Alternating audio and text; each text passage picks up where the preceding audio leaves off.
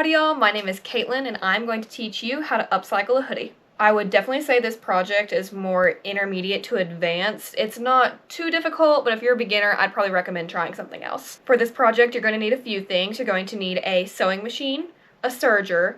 You're going to need obviously some things to cut up. I'll go more into detail with that later. A cutting board, scissors, and just any other general sewing thing, thread for your machine, or clips, pins, things like that. To start for this project, you're going to want to find something called a staple piece. This is going to be my staple piece.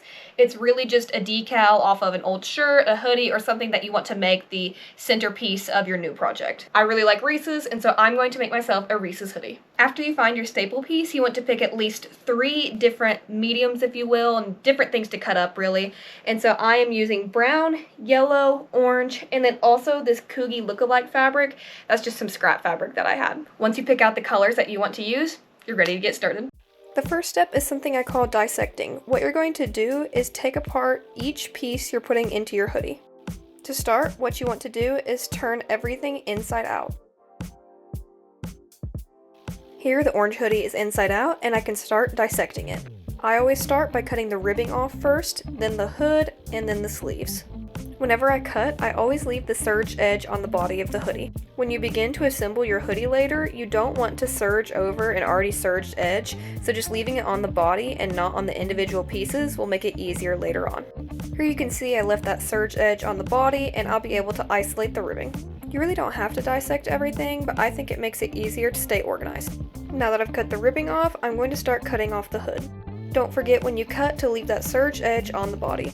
This process is pretty tedious, but I find it really helpful. Here you can see I cut on the right side and didn't cut on the wrong side. If you want to cut on the other side, it's actually completely fine, you'll just have to cut it off later on. Here's the hood, and now I'm going to move on to the arms. At this point, you need to decide if you're going to do a single color sleeve or a multicolored sleeve. If you're going to do a single colored sleeve, all you have to do is cut it off. However, if you're going to do multicolor, you're going to need to cut the cuff off and cut the sleeve in half. For this tutorial, I'm going to show you how to make multicolored sleeves, but whenever you actually sew them onto the body, you're going to sew them on the same way. Once you get the cuff off, you're going to see that there is a serge edge down the middle of the sleeve. You're going to want to cut that in half. I'm going to take my scissors and just cut parallel really close to that serged edge. When you're finished, you should have a piece of fabric that looks something like this. I'm going to do the exact same thing with the other sleeve, cut it off of the body, cut the cuff, and then cut it in half. Once you're done with that, you can start cutting up the body. All that should be left is a giant front and back piece, and now you're going to cut the shoulders. There will be a serge edge there, and it doesn't matter which side you cut on. After you cut through the shoulders, you're going to cut the side seams on the body. When you're finished, you should have 2 giant front and back pieces. Even though some of the fabric has a design on it, you want to keep that for later. I'm very meticulous when I work, so I like to fold things into different separate piles. The different piles I do are cuffs, ribbing, hoods, body pieces, and sleeves. And here are the other 2 pieces that I need to cut up.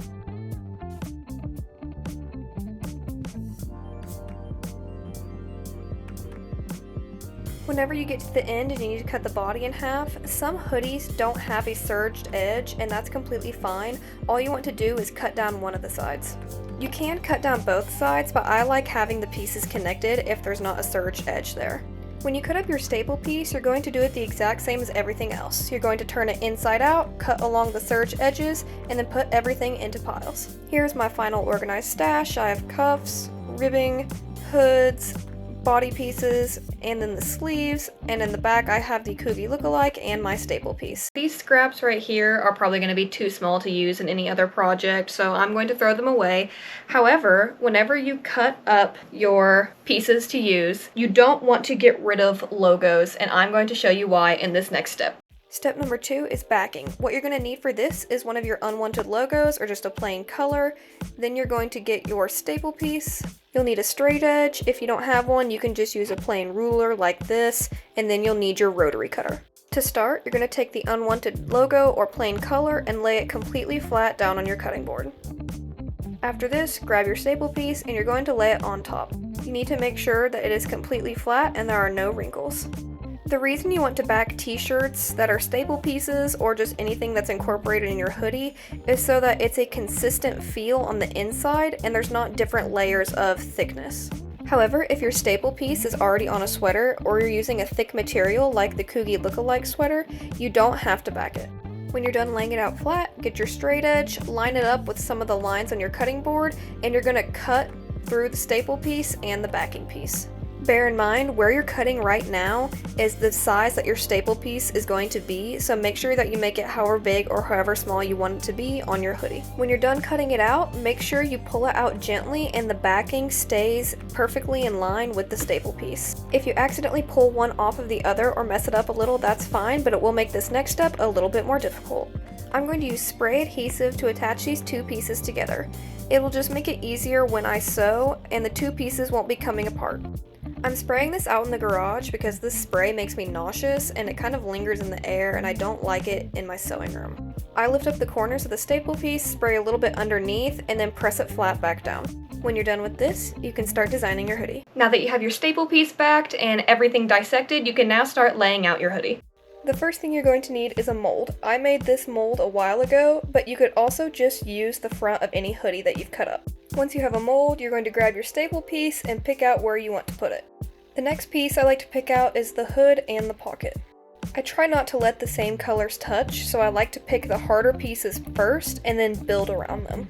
Before I actually cut my pocket, I'm going to overlap the pieces a little bit. The reason you do this is because when you sew, your seam will actually take up part of the fabric and your project will actually shrink.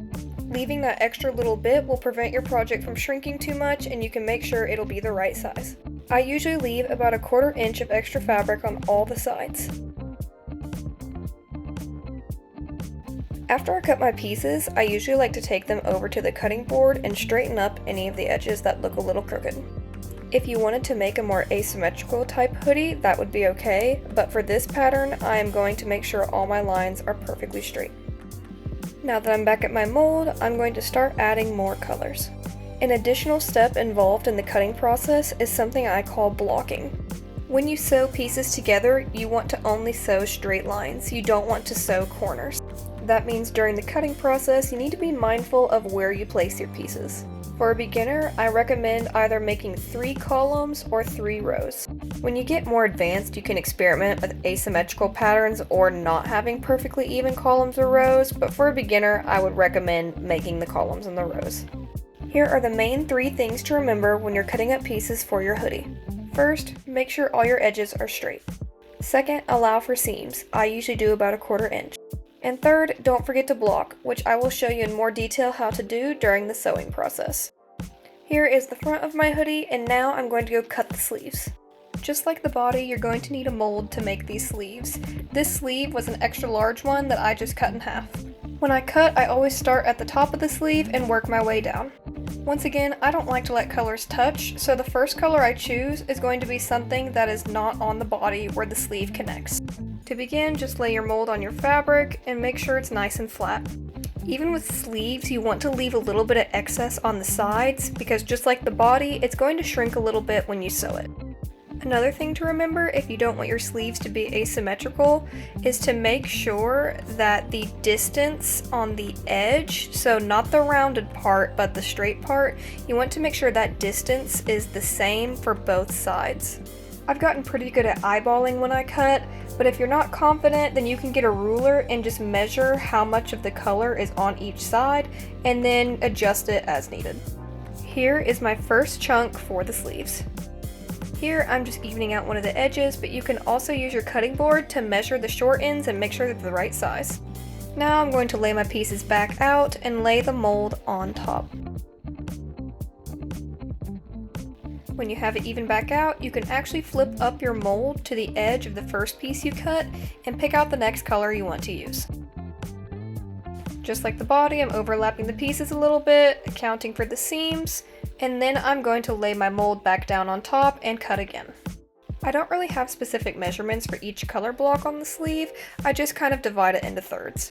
Here is the finished sleeve, and to make the other sleeve, you're going to use the exact same mold and do the exact same thing.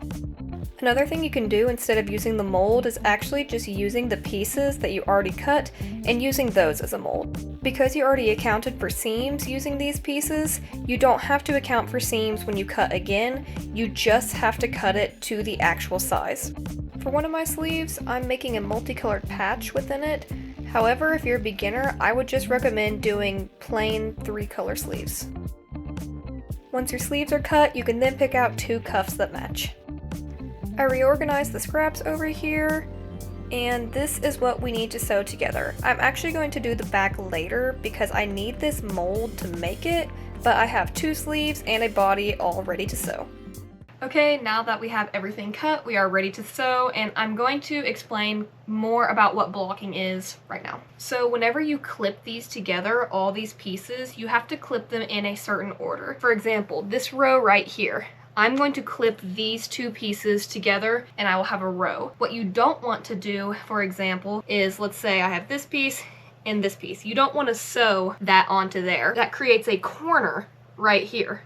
So if these 2 are, pretend these 2 are sewed together, I'm gonna have to sew the sweater into a corner, and you don't want to do that. You can do it, but it's really difficult. I always end up messing it up, and it's much easier just to sew in rows. So the rows I'm going to do for this, like I said, this first one, this middle piece, you kind of have to think about it. I'm going to sew this yellow onto here first, make a middle chunk, and then sew this on here, this on there. Then obviously I'm going to sew these 2 pieces together, and then I'll have 3 separate rows. I can just flip them on top and sew them together. So that's really just what blocking is. You don't want to sew pieces like these 2 together. There's going to be a little overlap there if I sewed them, and you create a corner, and it's just not ideal for sewing. I'm going to use clips to put these pieces together, but you can also use pins as well. I also only clip 1 row at a time. For this hoodie, I'm going to serge all my seams. If you're not sure what serging is, or you don't have a serger, or you're only comfortable with a sewing machine, then go check out my beginner video. I have 6 different techniques you can use to put pieces together. The method I usually use is serging only. I just find that it's a lot quicker, and the serge seam is so secure anyways, I don't really need to sew. This is what a finished row should look like, and now I'm going to sew the other rows and be right back. The main 3 rows are done, so now I'm just going to trim any excess along the edges before I sew the 3 rows together. When you start pinning the 3 rows, you want to make sure that the pieces are centered. So how I do that is make sure the staple piece is lined up with the middle of my mold, and then line up the other pieces around it. So you'll have some guiding marks like the pocket and the neck. You just line that up, pin it, and then you can sew it together. Now you can go to your serger or your sewing machine and put everything together. After I finish serging the front, I'm going to take it back to my mold and trim up the edges. Since the front is done, I can move on to the sleeves. The sleeves you're going to clip or pin almost the exact same way, just in the 3 layers or rows, and then take it to your serger and put it all together. When you're done putting together the main part of your sleeve, this is where it starts getting a little more tricky. You're going to fold your sleeve in half to where the outsides are facing in and the insides are facing out. Next, you need to clip and then sew it. I usually clip by lining up the seams of the individual pieces. When you're done, flip your sleeve right side out, and now you're ready to add the cuff. When you pick out a cuff, you're going to flip it inside out and line up the raw edges of the sleeve and the cuff together. I'm going to line up the seams, and that's where my first clip is going to be. After that, I just stretch both pieces out and try to make sure there's no gathers in the fabric, and that's where my next clip is going to be, opposite of my first clip. When that clip is placed, I'm going to do it 2 more times, but between those 2 clips, I'm just going to spread the fabric apart, try to get it evenly spaced on both sides, and then put a clip there. When you actually start sewing, you're going to have to kind of shove it underneath the presser foot and manipulate the fabric a bit. It's a little bit difficult at first, but you'll get used to it. When you're done, flip the cuff back out, and here is a finished sleeve. At this point, you should have the front of your hoodie sewn together and the sleeves, so now your mold is freed up and you can make the back. The back you can make however you want. I usually try to use big pieces because I don't really care what the back looks like, and I also try to use up some of the scrap pieces that I otherwise wouldn't be able to use in other projects. Since I don't like colors to touch, I try to keep the front of my hoodie nearby so I can make sure I line up colors right. The back you sew exactly like the front, so I didn't show it, just make sure to block when you do it. And now you're actually going to sew the body of your hoodie together. The first thing to do is line up the body so that the insides are facing out and the outsides are facing in. When clipping the body, I always clip the shoulders first and line up the outside corners and work my way in.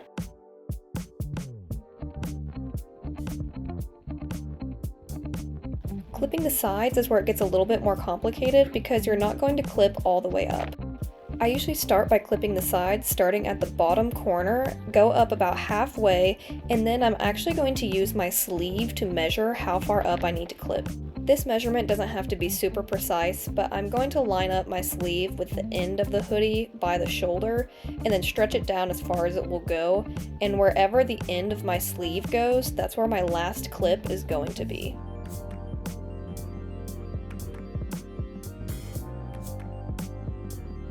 To check that I clip the right distance, I'm going to flip over the body and make sure that the clips line up. Usually I just shimmy them an inch or two so that the sleeve holes are the same length on both sides. You're going to serge or sew your seams like normal, but when you get to the last clip, make sure you don't go too far, but you're going to start peeling your fabric out of the presser foot. You only do this for the side seams, you don't have to do this for the shoulder, that seam will just end normally. Unfortunately, when I was filming, I didn't realize you couldn't see. However, what I'm doing here is just sewing and backstitching over the edge of the side seam. For some reason, I've always had issues sewing the armpits, and whenever I do this, it seems to help it not fall apart. Here's the finished body of the hoodie, and now you can sew on the sleeves. To sew on the sleeves, you're going to turn the body inside out, and you're going to put the sleeve inside, but you're going to leave the sleeve right side out. The sleeve is sewn very similar to the cuff, so you're going to put it inside, don't forget, leave it right side out. You're going to line up the seam from the sleeve with the seam from the side of the hoodie body. That's where you're going to put your first clip, and just like the cuff, you're going to stretch out that hole, put another clip basically across from your first clip, and then spread it out and clip where you need to. Like the cuff, I usually just do about 4 clips. Whenever I serge or sew things together, I kind of just guide it as I go. For some reason, I just do not like pinning and clipping. Once again, you're going to sew this just like the cuff. One thing to be mindful of is the armpit where those seams are. You want to make sure there's no gathers on either side and you don't accidentally sew over an extra layer of fabric that's not supposed to be there. By now, your hoodie's getting very close to done. All that's left is the hood and the ribbing. I don't want to make a hood, that's definitely another thing for another video. I'm just going to use one of the hoods that I cut off earlier. The hood will be sewn on very similar to the sleeves. You want to make sure your hood is right side out, turn it upside down, and then you're going to put it inside the neck. Believe it or not, I have made this mistake before and sewn the hood on backwards, so make sure that the eyelets and the drawstrings are facing the staple piece and not facing the back. The first thing I'm going to clip is the 2 pieces that connect the hood together. I'm going to layer them over each other just a little bit, make sure they are centered with the hoodie graphic, and then clip it. Then, just like the cuffs and the sleeves, you're going to kind of pull it taut, clip opposite of your first clip, and then just clip all around as needed. Last but not least, you need to add the ribbing. To do this, you're going to line up the raw edges of the ribbing and the body of the hoodie. If your ribbing has a visible seam on it, make sure that seam is facing out, because when you sew it on and you flip the ribbing down, it'll then be facing in. To clip, I usually just place one in the middle, then do one on the back side, and spread it taut just like the sleeves and cuffs, and do it all around. When serging the ribbing on, you'll need to pull the ribbing towards you so that all the extra fabric that's going to gather can fit onto the ribbing. Here is how this amazing hoodie turned out, and of course I had to pose with an actual Reese's. If you make your own patchwork hoodie, send me pictures, let me know what to make in the next video, and thank you for watching.